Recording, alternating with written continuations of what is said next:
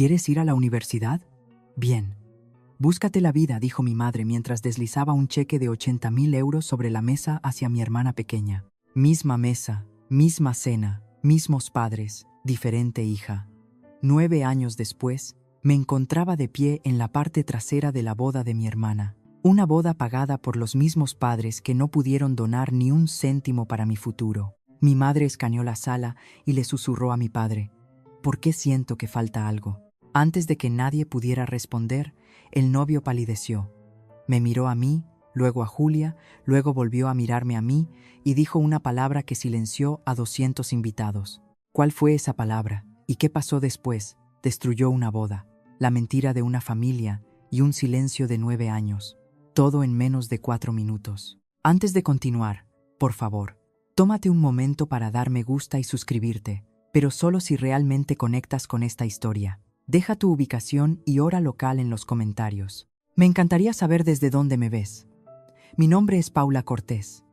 Tengo 27 años, y esta no es una historia de venganza. Es una historia de supervivencia que resulta terminar con justicia. Ahora, permitidme llevaros 9 años atrás, a la cena que lo cambió todo. Crecí en un chalet adosado en Pozuelo de Alarcón, a las afueras de Madrid.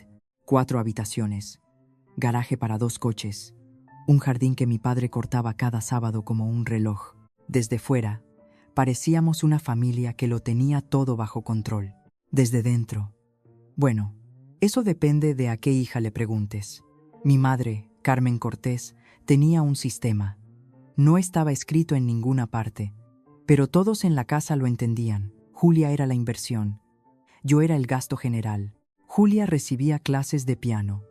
Yo recibía libros de texto de segunda mano. Julia estrenaba vestido para cada fiesta del colegio. A mí me decían que me apañara con lo que tenía, y mi madre no lo ocultaba. Nos presentaba en las barbacoas del vecindario como una línea de productos. Esta es mi hija Julia. Va a hacer grandes cosas. Luego hacía un gesto vago en mi dirección. Y esta es Paula. Sin predicción, sin orgullo, solo un nombre. El frigorífico era el museo de la vida de Julia. Fotos de hípica, diplomas de excelencia. Una flor seca de la feria de abril pegada con celo al tirador del congelador. Cada centímetro cubierto. Una mañana, en 4 grados de la ESO, pegué mi certificado de notas con sobresalientes con un imán justo en el centro. Cuando llegué a casa del instituto, ya no estaba. La nevera se estaba desordenando, dijo mi madre, sin levantar la vista de su revista Hola. Mi padre, Ricardo, era un tipo diferente de problema. No era cruel. Estaba ausente, emocional y estratégicamente ausente. A veces me pillaba en el pasillo, lejos del alcance del oído de mi madre, y me apretaba el hombro.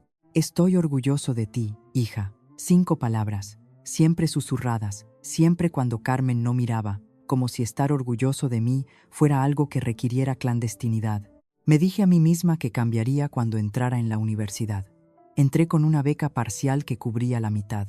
Solo necesitaba que ellos cubrieran la otra mitad. Lo que sucedió en esa mesa es algo que reproduzco en mi cabeza hasta el día de hoy, mayo de 2008. Yo tenía 18 años. El bachillerato terminaba en 11 días. Y tenía un plan. Lo había impreso todo. Carta de admisión, desglose de la matrícula, un presupuesto de 4 años que había construido en una hoja de cálculo, ingresos por trabajo a tiempo parcial, gastos estimados, la brecha que necesitaba que llenaran. 40.000 euros en 4 años. Había ensayado mi discurso en el espejo del baño 3 veces. La cena era pollo asado. Julia estaba sentada frente a mí, haciendo scroll en su móvil. Mi padre cortaba su carne en silencio. Esperé hasta que mi madre terminara su segunda copa de vino Ribera, luego puse la carpeta sobre la mesa. Me han aceptado en la Universidad de Salamanca, dije. Tengo media beca. Solo necesito ayuda con el resto. Mi madre no abrió la carpeta. Paula, ya hemos hablado de esto. En realidad no, ni una sola vez. Necesitas aprender independencia, lo dijo como un diagnóstico. El mundo real no te regala cosas. Señalé lo obvio. Estáis pagando la matrícula completa de Julia en la Universidad de Navarra. La situación de Julia es diferente. Mi madre dobló su servilleta. Precisa, sin prisas. Ella tiene un potencial que necesita ser nutrido. Tú eres más resiliente. Miré a mi padre. Él miraba fijamente su plato, su tenedor no se movía, no dijo nada. Julia removió su vaso de agua, no levantó la vista, no dijo una palabra en mi defensa, ni una. Esta discusión ha terminado, dijo mi madre. Si lo quieres lo suficiente, encontrarás la manera. Eso es lo que hace la gente fuerte. Recogí mis papeles. Mis manos temblaban. No lloraría delante de ellos. No le daría ese gusto. Más tarde, en el pasillo, mi padre me agarró del brazo. Pensé que por fin diría algo. Tu madre tiene sus razones, dijo. Solo dale tiempo. Luego se alejó. De vuelta al salón, de vuelta a la televisión, de vuelta a la versión de paz que requería mi silencio. Esa noche hice una maleta. Tenía 250 euros en mi cuenta de ahorros y tomé una decisión que no he revertido en 9 años. 5:14 a.m. La cocina estaba a oscuras. Dejé la llave de casa en la encimera junto a la cafetera, la que mi madre encendía cada mañana a las 6:15, para que la encontrara primero, sin nota. No me quedaba nada que explicar. La luz del garaje estaba encendida. Mi padre estaba sentado en su Mercedes, motor apagado, manos en el volante. Me vio a través del parabrisas. Yo le vi a él. No abrió la puerta. No toqué el cristal. Simplemente nos miramos durante 3 segundos. Eso se sintió como un año. Luego me giré y caminé hacia la parada de autobús en la Avenida de Europa. Salamanca estaba a 2 horas y media. Mi habitación en la residencia universitaria tenía un colchón fino, un escritorio de metal y una ventana que no cerraba del todo. Sin sábanas, sin mantas. Había olvidado las mías. Dormí con mi abrigo esa primera noche. Al final de la semana, tenía 3 trabajos. Lavaplatos en la trattoria, un restaurante italiano cerca de la Plaza Mayor, cajera nocturna en una gasolinera Repsol en la carretera y equipo de limpieza en las residencias los fines de semana. Mi horario era un rompecabezas sin imagen en la caja, 4 horas de sueño aquí, una siesta de 90 minutos allá. Comía lo que en la trattoria iban a tirar al cierre. 2 semanas después, llamé a mi madre. No sé por qué. Tal vez pensé que la distancia había ablandado algo.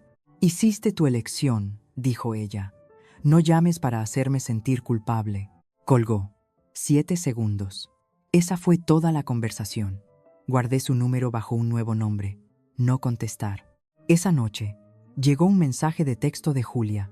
Lo miré durante mucho tiempo. Mamá dice que estás siendo dramática. Solo vuelve a casa y discúlpate. Así que esa era la historia que estaba contando. Yo no era la hija a la que abandonaron. Yo era la hija que se fue, la difícil, la dramática. No lo sabía entonces, pero esa llamada fue la última vez que hablaría con mi madre en casi una década. Y cuando finalmente nos encontramos cara a cara de nuevo, ella no reconocería a la persona en la que me había convertido. El primer año casi me rompe. Me quedé dormida en química orgánica 2 veces, me derramé agua hirviendo en la mano izquierda durante 1 hora punta en la cena en el restaurante. Quemadura de 2º grado, 3 dedos. Los envolví en gasas del botiquín de la gasolinera y fui a mi clase matutina 40 minutos después. Mi nota media rondaba el 6, peligrosamente cerca de perder la beca que me mantenía matriculada. El profesor Alberto Sanchís se dio cuenta. Enseñaba mi seminario de introducción a las ciencias de la salud. Pelo canoso, pajarita, el tipo de hombre que realmente lee los trabajos de los estudiantes en lugar de hojearlos. Después de clase un martes, me pidió que me quedara. Estás agotada, dijo. No es una pregunta. Le di la versión corta. No me tuvo lástima. Sacó una carpeta de subvenciones internas y becas de colaboración. Eres demasiado inteligente para quemarte antes del 2º año, dijo. Déjame ayudarte a encontrar una manera que no te cueste las manos o el sueño. Me consiguió un puesto de investigación remunerado en su laboratorio. No era mucho, 400 euros al mes, pero reemplazó los turnos nocturnos en la Repsol. Mientras tanto, mi madre estaba ocupada. Llegó Nochebuena. No fui invitada, aunque supe más tarde que Carmen le dijo a toda la familia que me habían invitado y me había negado. Ella no quiere vernos, dijo mi madre, secándose los ojos con una servilleta. Lo hemos intentado todo. Mi tía Elena, la hermana menor de Carmen, me llamó la semana siguiente. Tu madre está desconsolada, Paula. ¿Por qué le haces esto? Intenté explicarle. Elena me cortó. Carmen nunca haría eso. Siempre fuiste la difícil. La línea se cortó. Y así, perdí también al lado de la familia de mi madre. Esa misma semana, Julia publicó una foto en Facebook. Un Audi A3 nuevo aparcado en la entrada de mis padres. Un lazo rojo en el capó, pie de foto. Los mejores padres del mundo. El comentario de mi madre debajo. Cualquier cosa para mi niña. 87 me gusta. Hice una captura de pantalla, no por amargura, sino por claridad. Esa fue la noche en que dejé de esperar que cambiaran y comencé a construir una vida que no necesitara que lo hicieran. Elena Novak se sentó a mi lado en Biología 2 el primer día de segundo año. Tenía el pelo oscuro recogido en una goma, ojeras más profundas que las mías y un termo de café del tamaño de un pequeño extintor. «¿Te ves como yo me siento?», dijo. «Gracias. Es un cumplido. Significa que sigues apareciendo». Elena estudiaba medicina. Sus padres habían emigrado de la República Checa cuando ella tenía 6 años. Tenían una tintorería en Fuenlabrada y no podían permitirse la matrícula más de lo que podían los míos. La diferencia era que los suyos realmente querían ayudar. Simplemente no podían. Mis padres podían. Simplemente elegían no hacerlo. Se convirtió en la primera persona a la que le conté toda la historia. Todo. La cena, el cheque, el Audi, la publicación de Facebook. Se lo conté en un banco fuera de la Facultad de Ciencias a las 11 de la noche. Ambas comiendo sándwiches de máquina expendedora porque ninguna de las dos podía permitirse el menú del día. Elena no se inmutó. No ofreció simpatía. Se limpió la mostaza de la barbilla y dijo: «No les debes un arco de redención, Paula. Te debes a ti misma una vida». Llevé esas palabras conmigo durante años. Ese semestre comencé a escribir un trabajo de investigación para el laboratorio del Dr. Sanchís. 12 páginas sobre aplicaciones de datos en la gestión de registros de pacientes, sistemas para clínicas pequeñas, optimización de flujo de trabajo, brechas de interoperabilidad. Escribí la mayor parte entre turnos de medianoche, en la sala de descanso del personal de la trattoria entre cargas de platos industriales. Era seco, técnico y profundamente poco sexy, pero fue lo primero que construí que se sentía completamente mío. El doctor Sanchís leyó el borrador de una sentada. «Esto podría ser algo», dijo. «No solo un trabajo, algo real». Ese trabajo, esas 12 páginas que escribí entre turnos, eventualmente se convertirían en la base de algo que no podría haber imaginado. Pero esa parte viene después. Una noche, revisando el correo no deseado, encontré un correo electrónico reenviado por mi padre. Sin asunto, sin saludo, solo 7 palabras. «Espero que estés comiendo lo suficiente.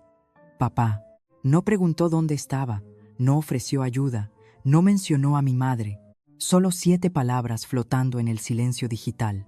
Lo leí 2 veces. Luego cerré mi portátil y volví al trabajo. El final del segundo año casi me hunde. La trattoria cerró. El dueño se jubiló. El edificio se vendió. Así de simple. El 40% de mis ingresos desapareció de la noche a la mañana. Me senté en mi cama de la residencia y eché las cuentas 3 veces, esperando que los números cambiaran. No lo hicieron. Tenía ahorros suficientes para 6 semanas de alquiler en mi piso compartido. Después de eso, nada. Cogí mi teléfono, busqué, no contestar. Mi pulgar flotó sobre el botón verde durante 11 segundos. Los conté. Bajé el teléfono. En su lugar, caminé hacia el tablón de anuncios del campus y me inscribí en 2 trabajos más. Dar clases particulares de estadística a los de primero e introducir datos como freelance para una oficina de seguros local. Los fines de semana, mi horario se comprimió a 3 horas de sueño por noche. Algunas mañanas, no podía recordar haber caminado al campus. Elena empezó a dejar barras de granola en mi mochila sin decírmelo. Mientras tanto, Julia estaba viviendo su semestre en el extranjero, un Erasmus en Florencia. Sé esto porque su Instagram existía aunque yo la había dejado de seguir. Al algoritmo no le importaban mis límites. Una foto apareció en mi feed a las 2 de la mañana. Julia, en una terraza con vistas al río Arno. Copa de vino en mano. Luz de la hora dorada en su cara. Pie de foto. Viviendo mi mejor vida. Agradecida. Mi madre lo había reposteado con sus propias palabras. Mi hija conquistando el mundo. Yo estaba sentada en el cuarto de lavandería del sótano de mi edificio. La luz del techo zumbaba. La calefacción llevaba estropeada 3 días. Mis dedos estaban agrietados por el jabón de platos y el agua fría. Mismos padres, misma sangre, mundos diferentes. Entonces, un salvavidas. El doctor. Sanchís me llamó a su despacho, no para advertirme, sino para entregarme una carta. Había sido seleccionada para una beca de investigación de verano competitiva, totalmente financiada, alojamiento, estipendio, comidas, todo cubierto durante 10 semanas. Te has ganado esto, dijo. No por tu situación, sino por tu trabajo. Ese programa de verano salvó mi carrera académica, pero lo más importante, me introdujo en una red de personas en tecnología sanitaria. Personas que vieron lo que podía construir, no de dónde venía. Una de esas conexiones me llevaría a un nombre que no volvería a escuchar en años. No hasta que estuve de pie en la parte trasera de una boda a la que nunca se suponía que debía asistir. Me gradué con matrícula de honor un domingo de mayo. El auditorio albergaba a 4,000 personas. Ninguna de ellas era mía. Elena estaba en las gradas con un cartel hecho a mano que decía doctora Cortés, eventualmente en letras moradas torcidas. Gritó mi nombre cuando crucé el escenario, una persona más ruidosa que toda una familia. Nos tomamos una foto fuera, solo nosotras dos, birretes inclinados, sonriendo al teléfono de Elena. Sin padres al fondo, sin ramo de flores, sin reserva de cena después. Elena nos llevó a un bar de carretera en la A6. Compartimos un plato de huevos rotos y lo llamamos una celebración. Conseguí un trabajo en un mes. Analista de software de nivel de entrada en una pequeña empresa de tecnología sanitaria en Alcobendas. 12 empleados. Oficina estrecha, café terrible. Pero aprendí rápido. Escribí código. Arreglé sistemas que nadie más quería tocar. Me ascendieron una vez, luego otra. A los 24, estaba esbozando algo propio en servilletas y hojas de cálculo. Una plataforma para gestionar datos de pacientes para clínicas pequeñas, las que son demasiado pequeñas para el software empresarial, pero demasiado complejas para registros en papel. La idea, que había comenzado como 12 páginas en el laboratorio del Dr. Sanchís, había echado dientes. Usé mis ahorros y un préstamo ICO para ponerlo en marcha. Lo llamé Medinex Solutions. El primer año tuve 2 clientes y una mesa plegable como escritorio. Me constituí bajo mi apellido materno. Bueno, casi. Había estado prometida brevemente a los 20 y pocos con un hombre llamado David Alcaraz. La relación no sobrevivió a las semanas de 80 horas, pero para cuando nos separamos, todos mis registros comerciales, mi reputación profesional y mis acreditaciones de conferencias decían Paula Alcaraz. Nunca los cambié. Se sentía mío para entonces, un nombre que me había ganado en salas de juntas, no heredado en una mesa donde no era bienvenida. Entonces, una tarde, sonó mi teléfono. Un prefijo de Madrid que no había visto en 6 años. Hola, dijo Julia, soy yo. Lo sé, mamá no sabe que estoy llamando. ¿Qué necesitas, Julia? Un favor, uno financiero. ¿Cuánto? 8,000 euros. Te los devolveré. No puedo pedírselo a mamá y papá. No pueden saber de esto. ¿Para qué? Es complicado. No, ni siquiera. No, colgó. 30 minutos después, mi teléfono se iluminó con un número desconocido. Contesté antes de poder pensar.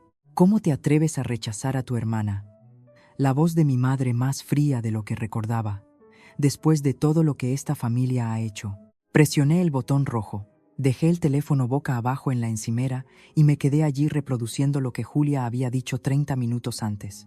Mamá no sabe que estoy llamando. Así que, o mi madre había desarrollado telepatía repentinamente, o mi hermana me había mentido en los primeros 5 segundos de nuestra primera conversación en 6 años. Algunas cosas nunca cambian. Me hice una taza de té y volví al trabajo. No sabía para qué eran los 8,000 euros.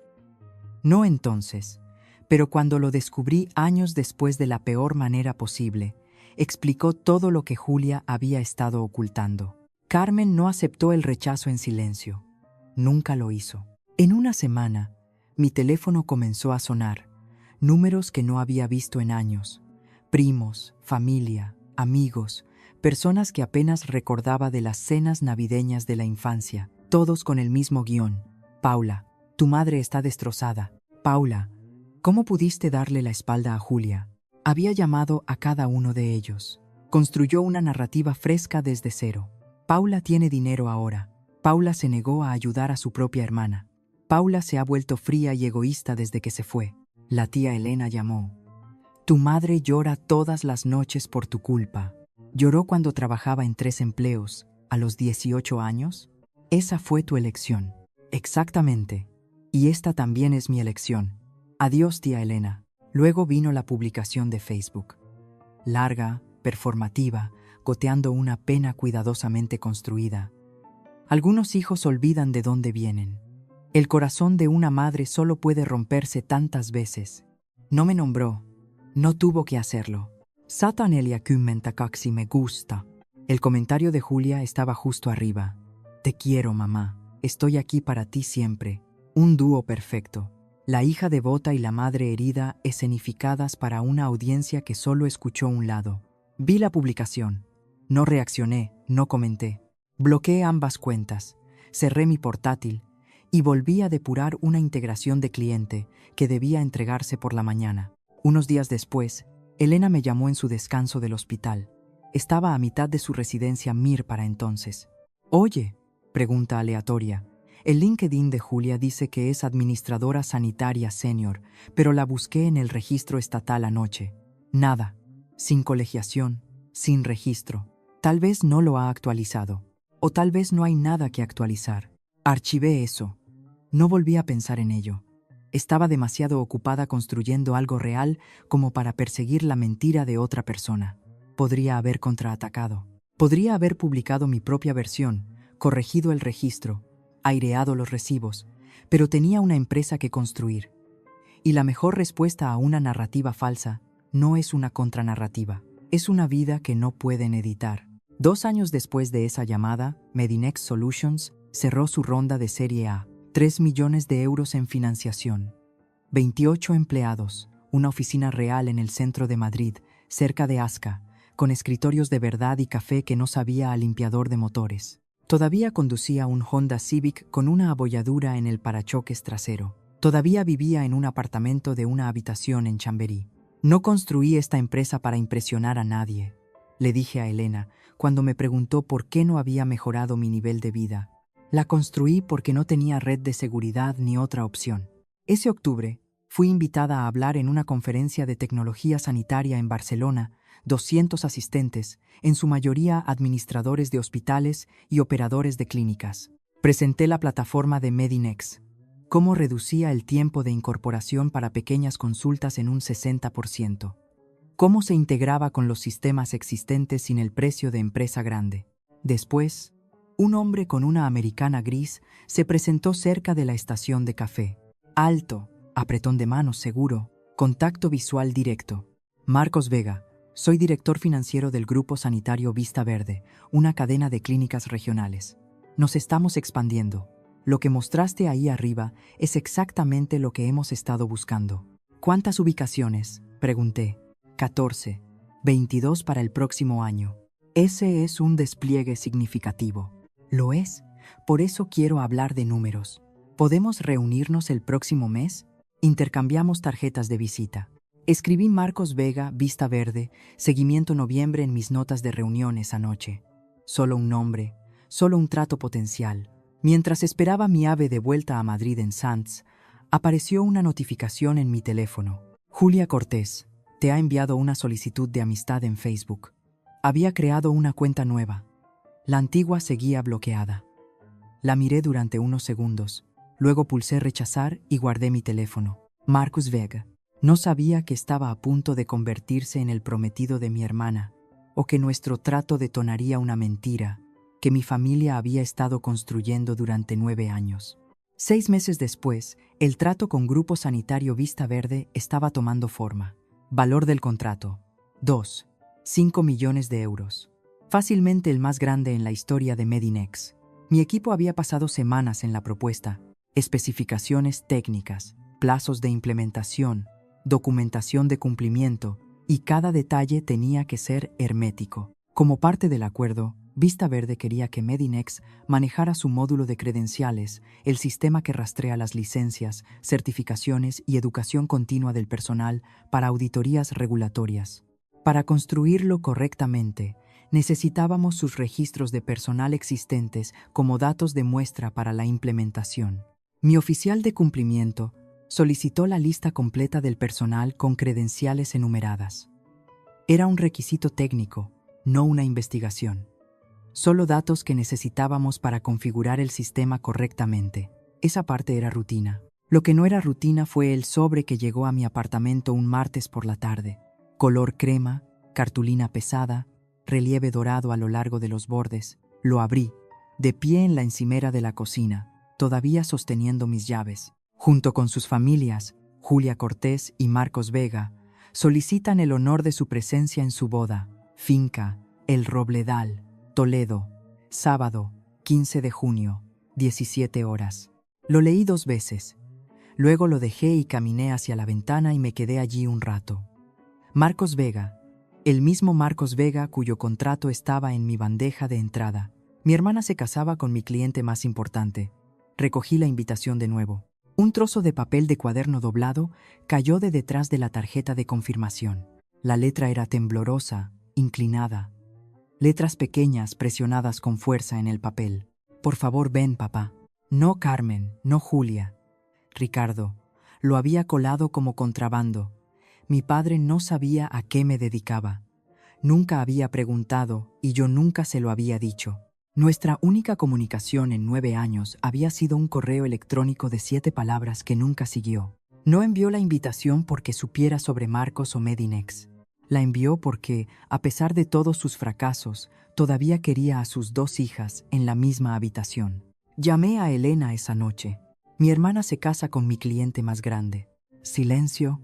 ¿Sabe él quién eres?, preguntó. Me conoce como la CEO de Medinex, no como la hermana de Julia. ¿Lo sabe, Julia? No lo creo. No tiene idea de lo que hago. Entonces, ¿qué vas a hacer? Miré el papel de cuaderno, la letra de mi padre, temblorosa, pequeña, las letras de un hombre que no tenía el coraje de llamar, pero no podía evitar intentar contactar. Voy a ir. Debería haber tirado la invitación. Cada parte racional de mí decía, no vayas. Pero la letra de mi padre en papel de cuaderno arrancado escondido detrás de una tarjeta RSVP, como si tuviera miedo de que alguien lo viera, rompió algo en mí que pensé que había sellado. Pasé 2 semanas debatiéndome. Elena dijo, si vas, ve por ti misma, no por ellos. Tenía razón. Generalmente la tenía. Decidí asistir por 3 razones. Cierre, la nota de mi padre, y el hecho de que necesitaba un cara a cara más con Marcos antes de finalizar el contrato. Una boda no era ideal, pero nada en esta situación era ideal. Confirmé asistencia para 2, yo y Elena, que insistió en venir. No vas a entrar en esa casa sola, dijo. No sobreviví a 4 años de medicina para dejarte enfrentarte a Carmen Cortés sin refuerzos. Mientras tanto, el proceso de due diligence avanzaba según lo previsto. Mi equipo de implementación comenzó a ejecutar los datos de credenciales a través de nuestro motor de verificación. Es una característica central de la plataforma. Cruzar las credenciales enviadas con las bases de datos de licencias estatales y los registros universitarios. Es lo que hace el software. Es literalmente el producto que les estábamos vendiendo. El tipo de papeleo que se queda en la bandeja de entrada de alguien durante una semana antes de que alguien se dé cuenta. La hoja de cálculo regresó con 14 nombres marcados en rojo. Me desplacé por ella en mi escritorio, café en mano, sin esperar nada inusual. Línea 9. Julia Cortés, administradora sanitaria, máster en informática de la salud, Universidad Rey Juan Carlos. Mi estómago cayó. No sorpresa, exactamente.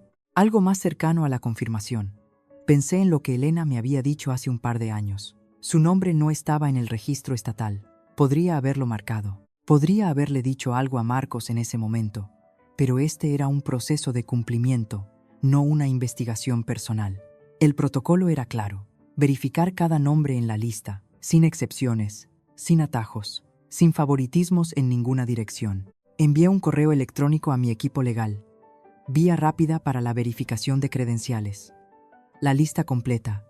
Procedimiento estándar. No señalé a Julia. No tenía que hacerlo. El proceso encontraría lo que hubiera que encontrar.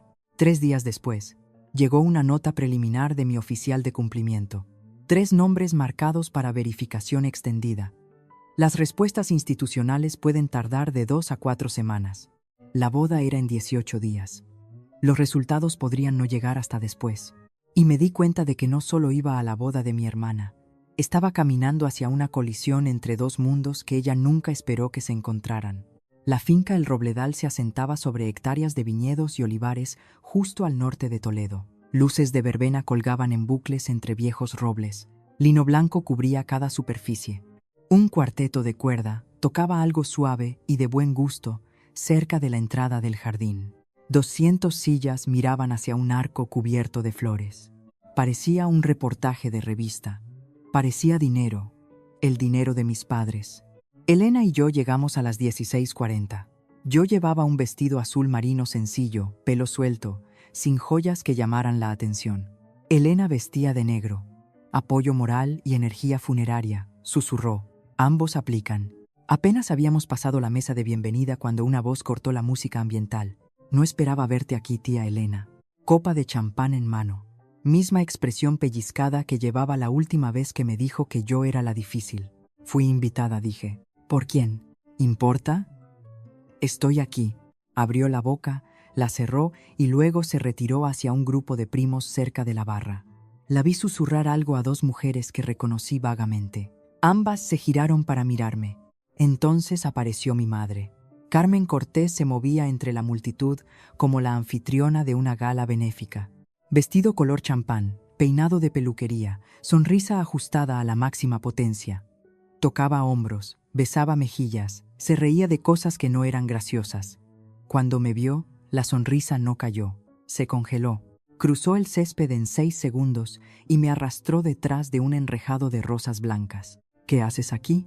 Asistir a la boda de mi hermana. No has sido parte de esta familia en 9 años. ¿Elección de quién fue esa? Su mandíbula se tensó. No montes una escena. Hoy no. No tengo intención de montar una escena, mamá. Me estudió durante 3 largos segundos, leyéndome, calculando. Luego se volvió hacia sus invitados, con la voz brillante y cálida como la luz del sol. Paula decidió darnos una sorpresa. ¡Qué maravilla! No me tocó. No me abrazó. Simplemente me dobló en su actuación como un hilo suelto que necesitaba esconder antes de que alguien se diera cuenta. Entonces sentí una mano en mi hombro. Me giré. Mi padre estaba detrás de mí. Su traje le quedaba un poco grande. Sus ojos estaban rojos. No dijo una palabra. Simplemente me atrajo hacia sus brazos y me sostuvo. 9 años. El primer abrazo real en 9 años. Me quedé rígida por un momento. Mi cuerpo no recordaba cómo recibir esto. Luego exhalé y le di palmaditas en la espalda. Hola, papá. Asintió en mi hombro. Apretó más fuerte. Sentí los ojos de Carmen en mi espalda todo el tiempo que mi padre me sostuvo. No estaba enfadada porque hubiera venido. Tenía miedo. Simplemente yo no entendía por qué. Todavía no. Julia me encontró 10 minutos después. Llegó a través de la multitud en una nube de tul blanco y laca. Su cara pasaba por emociones más rápido de lo que podía asentarse en una. Shock, luego cálculo, luego actuación. Aterrizó en la actuación. Paula. Dios mío, viniste. Me echó los brazos al cuello frente a una docena de invitados que miraban, con la voz lo suficientemente aguda como para que se oyera. Te he echado tanto de menos. Su perfume era caro, su abrazo estaba hueco. Me apretó como un accesorio, lo suficientemente fuerte para las fotos, lo suficientemente suelto para no significar nada. Te ves genial, dijo, retrocediendo, escaneándome de pies a cabeza. No calidez, evaluación. Felicidades, Julia. Gracias. No puedo creer que estés aquí. Mamá no me lo dijo. Ella no lo sabía. Un destello de algo cruzó la cara de Julia. Se recuperó rápido. Mi madre se materializó en mi codo. Vamos a sentarte, Paula. Su mano se cerró alrededor de mi brazo, no suavemente, y me dirigió hacia la parte trasera del área de recepción. La mesa estaba escondida detrás de un pilar cerca de la entrada del catering. Tarjetas con nombres que no reconocía. Gente de la oficina de Julia. Acompañantes sin pareja. El asiento más alejado de la mesa presidencial. El asiento más alejado del micrófono. No te esperábamos, dijo Carmen. Así que este era el único sitio que quedaba. Elena se sentó a mi lado y no dijo nada. No necesitaba hacerlo. Su expresión lo decía todo desde la mesa presidencial. La voz de mi madre se escuchaba a través de la recepción mientras presentaba a Julia a los bienquerientes. Mi hija, la ejecutiva sanitaria, le va tan bien. Estamos tan orgullosos. Mi hija, singular. Un primo se inclinó hacia Carmen. ¿Y Paula, a qué se dedica estos días? Oh, ella está. Una pausa, una inclinación de cabeza. Encontrándose a sí misma. Ya sabes cómo es. Risas ligeras ondularon a través de la mesa. Algunas personas miraron en mi dirección. La mano de Elena encontró la mía bajo el mantel. Respira. Estoy respirando. He estado respirando a través de cosas peores que esta durante 9 años. En la barra, Marcos estaba con un grupo de padrinos gesticulando animadamente. Le oí decir lo suficientemente alto como para que se oyera. Esperad a conocer a nuestra socia tecnológica estratégica más tarde. Viene solo para este gran acuerdo. Estaba hablando de mí. Simplemente no lo sabía todavía. Los discursos comenzaron después del plato principal. El padrino de Marcos fue primero, encantador, olvidable. Luego la dama de honor de Julia, una amiga de la universidad que lloró a la señal. Aplausos educados, copas levantadas, el ritmo de una boda, haciendo lo que hacen las bodas. Luego mi madre se puso de pie. Carmen Cortés tomó el micrófono como si hubiera nacido sosteniendo uno. Sonrió a la multitud. Se secó los ojos antes incluso de haber dicho una palabra. La actuación fue inmaculada. Quiero hablar sobre criar a una hija, comenzó. Mis dedos se apretaron alrededor de mi copa de agua. Habló sobre el sacrificio, sobre las noches tardías y las mañanas tempranas, sobre verter todo en el futuro de Julia. Habló sobre la increíble carrera académica de Julia, su dedicación, su independencia. Crié a mi hija para ser independiente, dijo Carmen, para perseguir sus sueños, para nunca conformarse. Hoy se casa con un hombre digno de todo lo que ella ha construido. Independiente, la palabra me golpeó como una bofetada, la misma palabra que había usado para negarme todo. Continuó. Julia es la prueba de que cuando una familia invierte en sus hijos, suceden cosas hermosas. 200 personas aplaudieron. No me moví. La mano de Elena presionó más fuerte contra la mía. Entonces la mirada de Carmen vagó por la sala y aterrizó en mí. Una pausa, practicada, deliberada. Y por supuesto, amamos a todos nuestros hijos. Lo dijo de la manera en que agregarías una nota al pie de página. Un pensamiento posterior grapado al final de una página terminada. ¿Por qué se siente como si faltara algo hoy? Oh, creo que es porque nuestra familia finalmente está completa de nuevo. Aplausos. Mi madre regresó a su asiento brillando. Mi padre apareció en mi mesa momentos después. Su mano encontró mi hombro. Ella no quiso decir eso así. Quiso decir exactamente eso, papá. Siempre lo hace. Abrió la boca. No salió nada. Me dio una palmadita en el hombro y volvió a la mesa presidencial. No iba a decir nada. No iba a causar una escena. Iba a sentarme en mi mesa del fondo, terminar mi agua e irme. Ese era el plan. Ese siempre fue el plan. Pero entonces Marcos caminó hacia mi mesa con un hombre que reconocí, y el plan dejó de importar. Gregorio Goyo Jiménez me vio primero. Era el socio comercial de Marcos. Lo había conocido una vez en una videollamada durante las negociaciones del contrato. Robusto, de cara roja, una voz que se escuchaba. Se detuvo a medio paso a 1 metro de mi mesa. Paula Cortés, Medinex. Marcos se giró, me miró, luego volvió a mirar. Espera. Su cara se reorganizó en tiempo real. Eres Paula Cortés. La Paula Cortés. Me puse de pie. Hola, Marcos. Pero Alcaraz. Eso no es. Miró la invitación en su memoria. Cortés. Espera, ¿tu apellido real es Cortés? Paula Cortés, la hermana mayor de Julia. Usó Alcaraz profesionalmente. Lo he hecho durante años. El aire entre nosotros cambió. Vi a Marcos hacer las cuentas. El apellido, la invitación, la hermana que Julia había mencionado solo de pasada, siempre vagamente, siempre despectivamente. Ella, nunca, se apagó. Ella nunca mencionó que tenía una hermana en tecnología. Dijo que su hermana estaba. Se detuvo a sí mismo, pero no lo suficientemente rápido. ¿Estaba qué? Pregunté. Sus ojos cayeron. Dijo que estabais distanciadas, que tenías problemas. Ya veo. La gente en las mesas cercanas se estaba girando. Una conversación a este volumen con el novio en una boda. Atraía miradas de la forma en que lo hace una voz alzada en una biblioteca. Mi madre apareció en segundos. Se movió a través de la multitud con la precisión de alguien que había pasado toda una vida controlando habitaciones. Marcos, cariño, no molestes. A Paula su voz era cálida, sus ojos no. Ella está aquí para disfrutar, no para hablar de negocios. Marcos miró a Carmen. De la forma en que miras a alguien que acaba de decirte que el cielo es verde. ¿Negocios? Señora Cortés. ¿Sabe quién es esta? Señaló hacia mí. Esta es la CEO de Medinex Solutions. Estamos a punto de firmar un contrato de 3 millones de euros con su empresa. La cara de Carmen hizo algo que nunca había visto antes. Por un segundo, tal vez menos, la máscara resbaló. Su boca se abrió. Sus ojos se abrieron de par en par. Algo detrás de ellos recalculó. Luego la sonrisa regresó más fina, más tensa. Bueno, ¿no es eso encantador? Al otro lado de la recepción, Julia estaba mirando.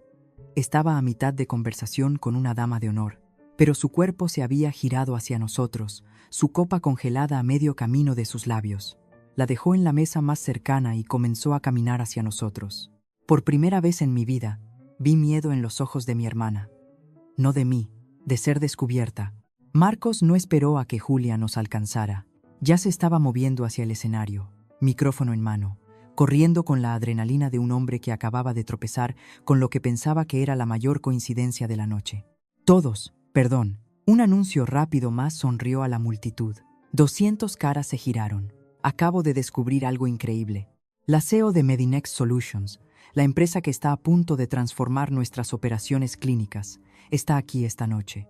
Y resulta que es la hermana mayor de Julia. El cuarteto de cuerdas se había detenido. Incluso el personal de catering se detuvo.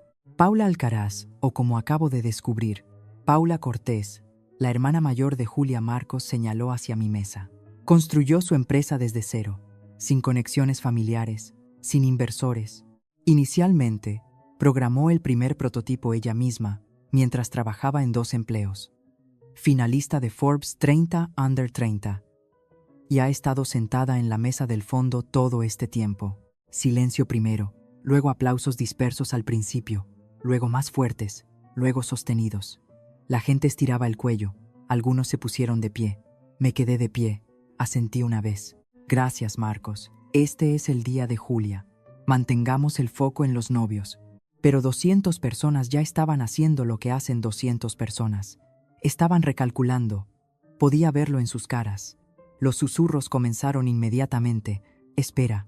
Esa es la hermana que Carmen dijo que se estaba encontrando a sí misma. Esa es la que se fue. Forbes. En la mesa presidencial, mi madre estaba sentada inmóvil. Todavía sonreía, pero la sonrisa se había vuelto rígida, el tipo de expresión que los músculos sostienen cuando el cerebro detrás de ellos ha dejado de enviar instrucciones. Julia estaba congelada cerca de la mesa de postres. Su ramo colgaba de una mano. Y la tía Elena, la mensajera más leal de mi madre, la mujer que me había llamado difícil 2 veces en una década, se acercó a mí con la cara sonrojada. ¿Por qué no nos lo dijiste? Lo hice, tía Elena, mantuve mi voz nivelada. Hace 6 años. Dijiste que yo era la difícil. No tuvo respuesta para eso. Se quedó allí con la boca medio abierta. Luego se giró y se alejó. La revelación de estatus fue solo el aperitivo. El plato principal aún estaba por llegar. Y no tenía nada que ver conmigo. Julia alcanzó a Marcos antes que yo. No podía escuchar las palabras desde donde estaba, pero podía leer el lenguaje corporal. Las manos de Julia se movían rápido, explicando, desviando, reformulando. Los brazos de Marcos estaban cruzados. Su mandíbula estaba tensa. Sacudió la cabeza una vez lentamente de la forma en que lo hace un hombre cuando escucha algo que no cuadra. Carmen me interceptó en el camino a la barra. «¿Planeaste esto, verdad?» «¿Planear qué?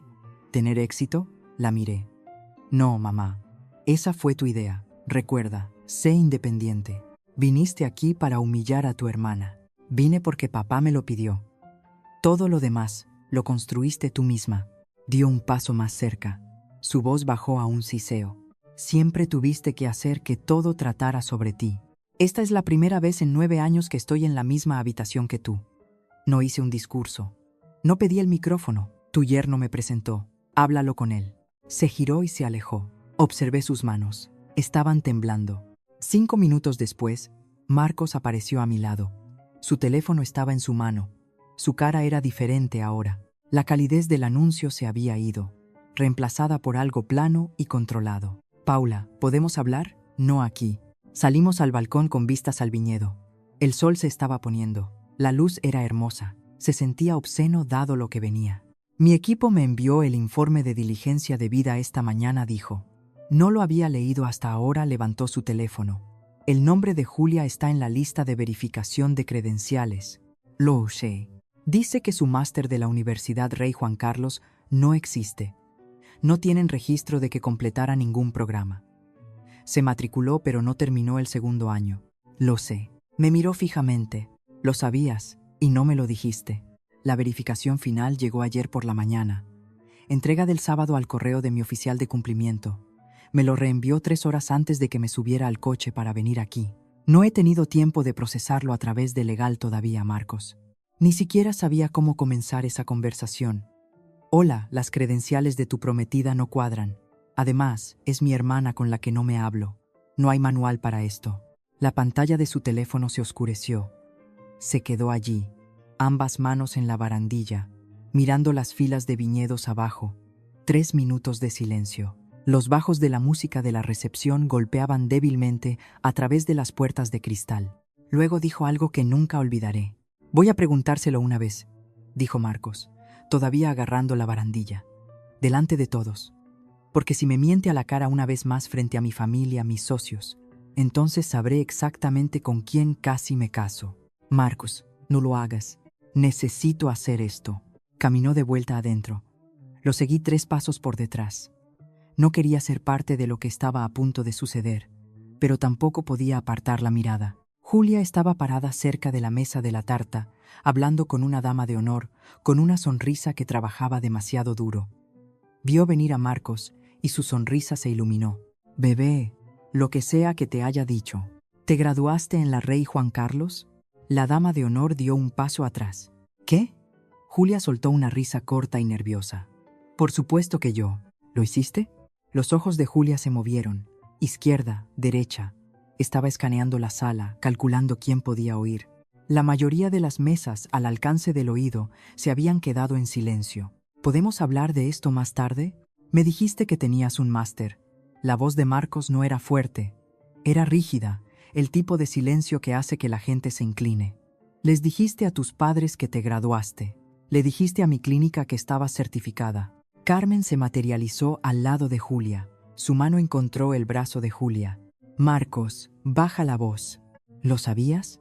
Se volvió hacia Carmen. ¿Saber qué? Mi hija se graduó con honores. No se graduó en absoluto. Señora Cortés, la voz de Marcos se quebró en la última palabra.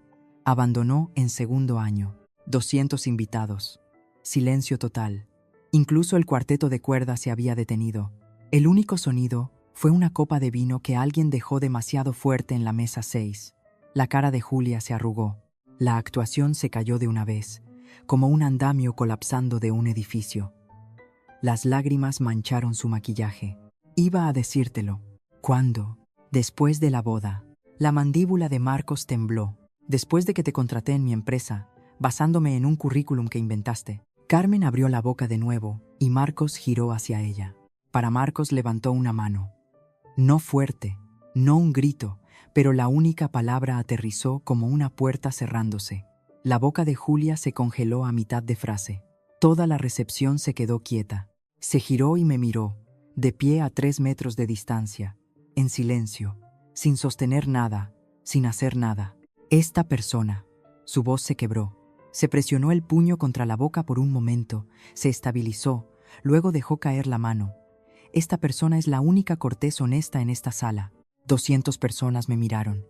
No hablé, no asentí, no necesité hacerlo. Al borde del escenario, mi padre estaba solo. Una mano agarraba el respaldo de una silla.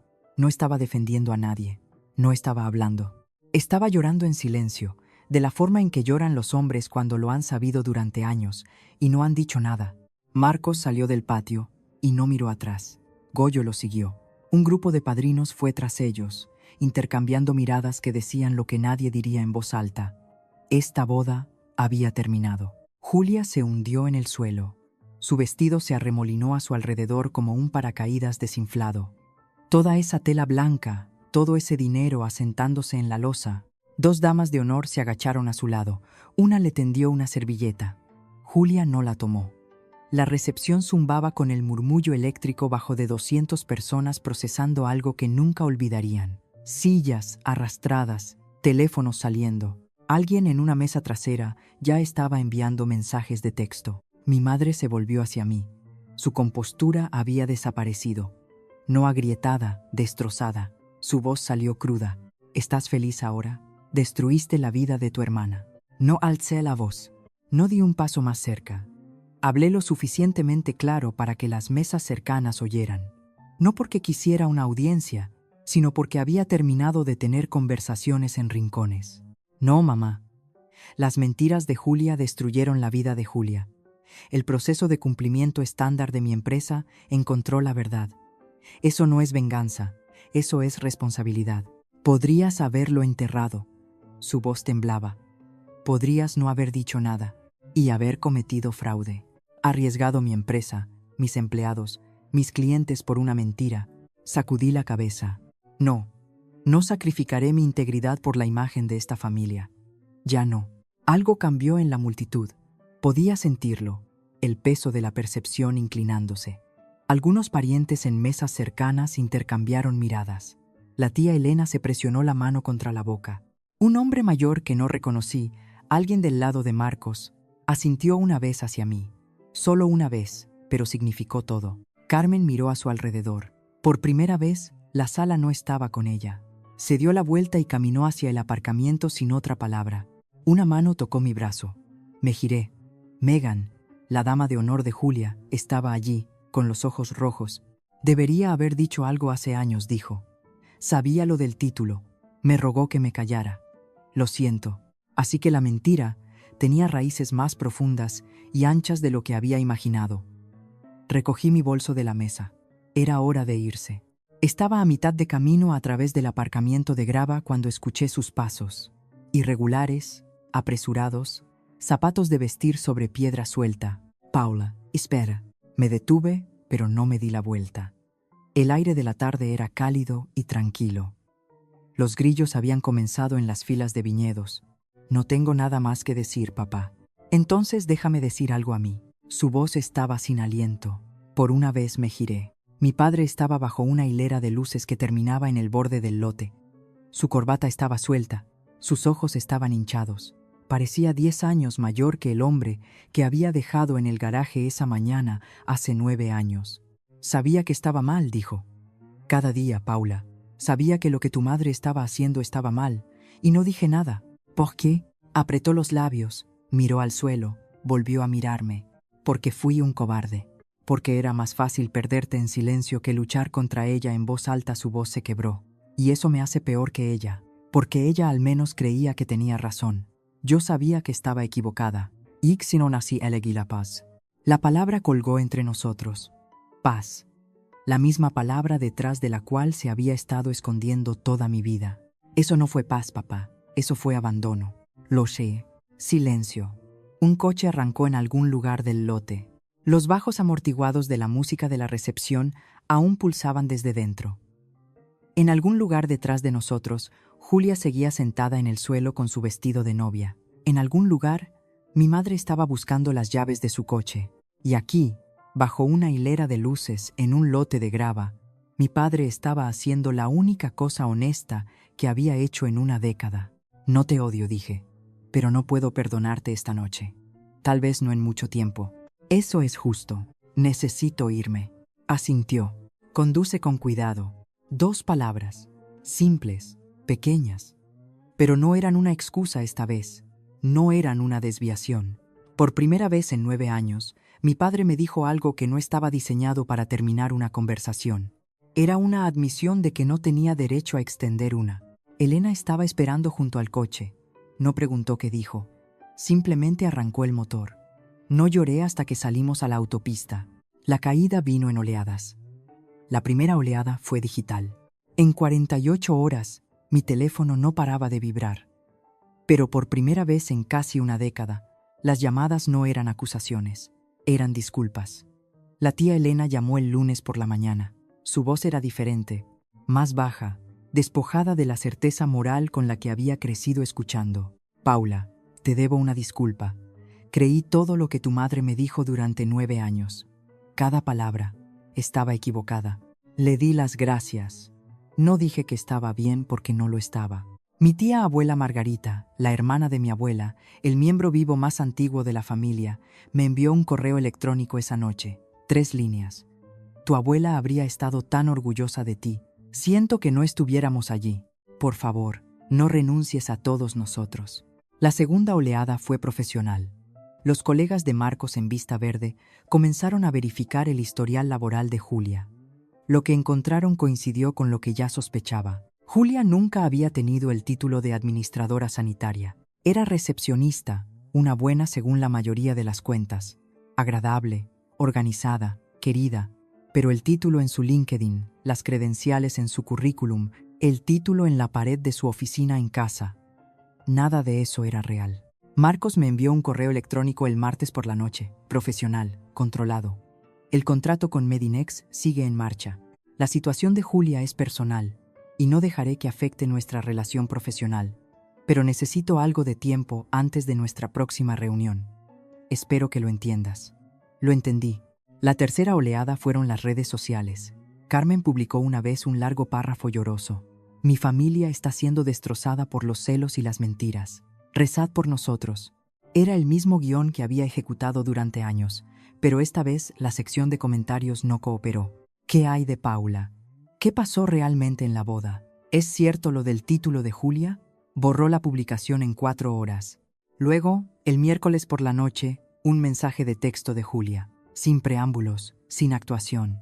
Siento todo esto. No espero que me creas. Lo leí 3 veces. No respondí. No porque no le creyera, sino porque no sabía qué decir todavía. Algunos mensajes necesitan reposar antes de saber lo que merecen. 2 semanas después, las consecuencias habían dejado de ser susurros y comenzado a convertirse en hechos. Julia fue despedida de Grupo Sanitario Vista Verde. La revisión del Departamento de Recursos Humanos confirmó lo que Marcos ya sabía. Había tergiversado sus credenciales en su solicitud de empleo, un título fabricado, un título profesional que nunca tuvo. Bajo la ley laboral española, eso solo era causa suficiente para un despido procedente, pero fue peor que un simple despido.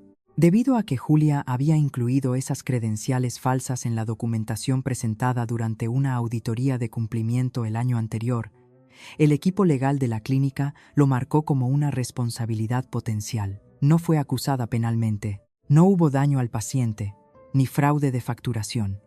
Pero el despido quedó documentado como falsedad documental en currículum. Y en sanidad, ese es el tipo de nota que te sigue de una solicitud de empleo a la siguiente. Marcos canceló la boda discretamente, sin anuncio dramático, sin declaración pública. Simplemente informó a familiares y amigos que el compromiso había terminado. La finca El Robledal reembolsó lo que pudo. Los regalos de la lista de bodas fueron devueltos. La luna de miel a Portugal fue cancelada. Escuché esto de segunda mano a través de Elena, quien lo escuchó de una conexión mutua en el hospital. El círculo social de Carmen, el que había pasado 30 años cultivando, comenzó a contraerse. Las viejas amigas dejaron de llamar. Los vecinos que solían pasar dejaron de hacerlo. La tía abuela Margarita me dijo que en una reunión familiar el mes siguiente, Carmen se sentó en un rincón y no habló con casi nadie. Parecía una mujer a la que se le había acabado el guión, dijo Margarita. El contrato de Medinex con Vista Verde se llevó a cabo según lo previsto. 5 millones. Mi equipo manejó la implementación durante los siguientes 6 meses. Marcos y yo mantuvimos las cosas profesionales, cordiales, eficientes, separadas de todo lo personal. Me envió flores en el 5º aniversario de Medinex. La tarjeta decía, de una persona hecha a sí misma a otra. Luego, un jueves lluvioso, llegó un paquete a mi apartamento. Pequeño, sin remitente, matasellos de Madrid. Dentro había un trozo de papel que no había visto en 12 años. Mi certificado de notas con el cuadro de honor.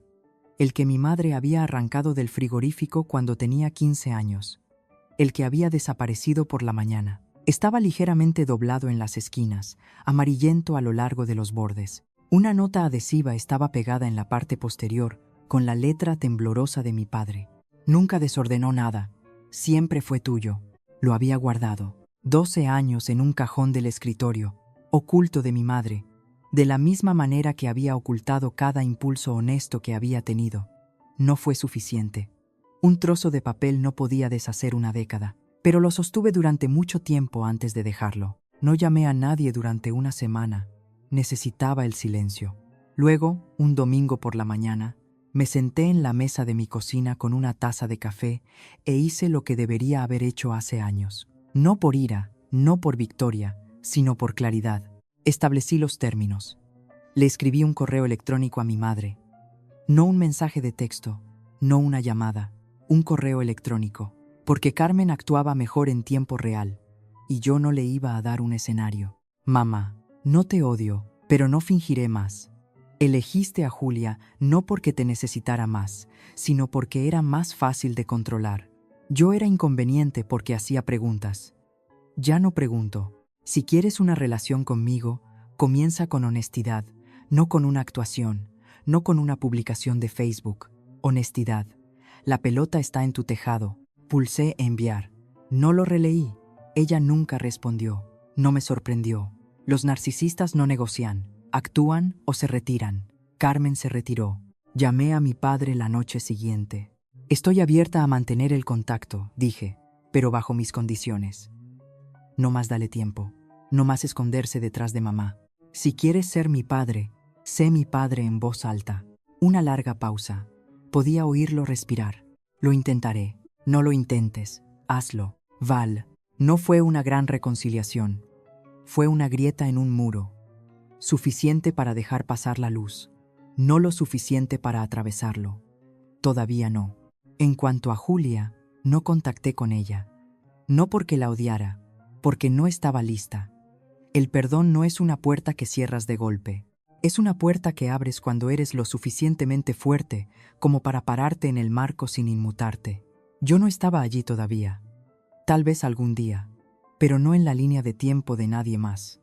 Ese viernes por la noche, Elena vino con comida tailandesa y una botella de vino. Nos sentamos en el suelo de mi salón, los envases esparcidos entre nosotras, y ella levantó su copa. Por la familia que elegiste, sonreí. Por primera vez en toda esta historia, una sonrisa real por la familia que elegí.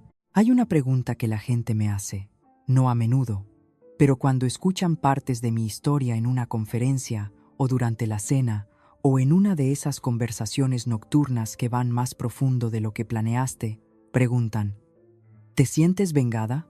Estoy sentada en mi oficina ahora mismo. Es temprano, 6:30, antes de que nadie más entre. El horizonte de Madrid se está volviendo naranja a través de la ventana con las 4 torres de fondo. 28 escritorios ahí fuera, 28 personas que entrarán dentro de una hora, cada una de ellas construyendo algo que importa. Esta empresa comenzó como 12 páginas en el laboratorio de un profesor y una chica que no podía permitirse sus propias sábanas de residencia. Y no me siento vengada. La venganza implica que necesitaba que ellos estuvieran equivocados para yo tener razón. No lo necesitaba. Simplemente necesitaba ser libre. Durante años, me medí por una balanza que mi madre construyó. Una balanza diseñada para que yo siempre me quedara corta y Julia siempre brillara. Me tomó mucho tiempo darme cuenta de que la balanza misma estaba rota. No yo. Comencé terapia hace 3 años, 2 veces al mes. Los miércoles por la tarde, con una mujer llamada doctora Rivas, que tiene una forma de hacer preguntas que te hacen sentarte en silencio durante 1 minuto completo antes de poder responder. Solía pensar que la terapia era un signo de debilidad, algo que necesitabas solo si no podías manejar tus propios problemas. Resulta que es lo contrario. Es lo más difícil que he hecho, más difícil que construir Medinex, más difícil que dormir 3 horas por noche. Más difícil que entrar en esa boda. La voz de mi madre todavía suena en mi cabeza a veces. La resiliencia es un regalo, Paula. Lo dijo para justificar dejarme sin nada. Lo quiso decir como un arma. Pero tenía razón en una cosa. La resiliencia es un regalo. Ella simplemente no me lo dio, lo forjé yo misma. En cocinas nocturnas y aulas matutinas, y una habitación de residencia con una ventana rota, y nadie, ni ella, ni nadie, puede llevarse el crédito por eso. Aquí es donde están todos ahora. Mi madre todavía vive en el chalet de Pozuelo. Publica en Facebook con menos frecuencia, 1 o 2 veces al mes, donde solía ser a diario. Las publicaciones son más cortas. No más párrafos largos sobre sacrificio y maternidad, principalmente fotos de su jardín. La tía Elena me dijo que Carmen se unió a un club de lectura, pero lo dejó después de 2 reuniones porque las mujeres hacían demasiadas preguntas personales. No se ha comunicado conmigo. No espero que lo haga. Algunas personas prefieren perder a una hija que admitir que estaban equivocadas. He hecho las paces con eso. No porque no duela, sino porque esperar a que ella cambiara dolía más. Mi padre me llama todos los domingos a las 17:30 de la tarde como un reloj. Las llamadas duran de 5 a 10 minutos. Me cuenta sobre el tiempo, sobre el perro del vecino, sobre un documental de helados que vio. Nunca menciona a mi madre. Yo nunca pregunto. No es suficiente, pero es algo. Y después de 9 años de nada, algo se siente como mucho. Lo está intentando. Lo veo. No estoy segura de que intentar sea suficiente, pero lo está haciendo en voz alta, y esa es la parte que importa. Julia se matriculó en un ciclo de formación profesional en Móstoles, un programa real esta vez con expedientes reales y cursos reales. Ella y Marcos ya no están juntos. Me envió una carta manuscrita, 4 páginas por delante y por detrás, unos 3 meses después de la boda. La leí en la mesa de mi cocina. Fue honesta de una manera que Julia nunca había sido honesta conmigo antes. No culpó a mi madre, no me culpó a mí, escribió. Pasé tanto tiempo siendo quien ellos querían que fuera que olvidé convertirme en alguien real. No he respondido todavía. Algunas cartas necesitan tiempo para reposar antes de saber qué decir a cambio, pero tampoco la he tirado. Está en el cajón de mi escritorio justo al lado del certificado de notas. Marcos y yo cerramos el contrato de Vista Verde con éxito. Mantenemos las cosas profesionales, limpias, respetuosas, con límites. Es un buen hombre que quedó atrapado en los escombros de otra persona. Respeto cómo lo manejó. Y yo. Medinex está creciendo. Estamos contratando. La plataforma está activa en más de 30 clínicas en toda España, Vista Verde, más una docena de otros socios. Pero esa no es la actualización que importa. La actualización que importa es esta. Duermo toda la noche ahora. No me estremezco cuando un prefijo de Madrid ilumina mi teléfono. Tengo gente a mi alrededor que me eligió, no porque compartamos sangre, sino porque compartimos respeto. Eso es suficiente. Eso es más que suficiente. Si estás viendo esto y reconoces a tu familia y a la mía, te veo. Yo era tú. No tienes que volar una boda para encontrar tu libertad. A veces es más silencioso que eso. A veces es bloquear un número a las 2 de la mañana. A veces es entrar en la oficina de un psicólogo por primera vez y decir la frase que has estado reteniendo durante años. A veces es solo la palabra no, dicha una vez, dicha claramente y no retirada.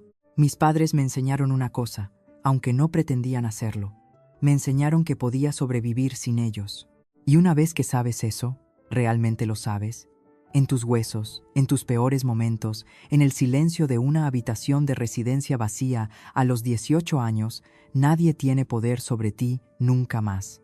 No cuento esta historia por lástima. Tengo una empresa, una mejor amiga que me sostuvo la mano bajo un mantel en la peor cena de la historia de Toledo, y una vida que construí con mis propias 2 manos quemadas, agrietadas y arrugadas por el agua de fregar platos. No necesito lástima. Cuento esta historia porque durante 9 años mi madre controló la narrativa. Paula se fue porque era difícil. Paula rechazó nuestra ayuda. Paula es el problema. 200 personas la creyeron. Mi tía la creyó. Mis primos la creyeron y hubo noches, largas, frías noches a las 3 a.m., cuando casi la creí yo también. Hoy estoy recuperando mi historia. Si eres el chivo expiatorio en tu familia, el que es demasiado o no lo suficiente, si eres el nombre que se susurra en Nochebuena, el hijo cuyo diploma fue arrancado del frigorífico, escúchame cuando digo esto. Su rechazo no es tu reflejo. Soy Paula Cortés, tengo 27 años. Dirijo una empresa que construí desde la nada. Tengo una familia que me eligió y duermo bien por la noche. Eso es suficiente. Si la historia de Paula te recordó a la tuya, me encantaría saber de ti en los comentarios. ¿Fuiste el hijo dorado o el que se quedó atrás? Y si esto resonó con alguien que conoces, compártelo con ellos. A veces la historia que necesitabas escuchar es la que alguien más necesitaba enviarte. Revisa la descripción para más historias como esta. Gracias por escuchar. Cuídate.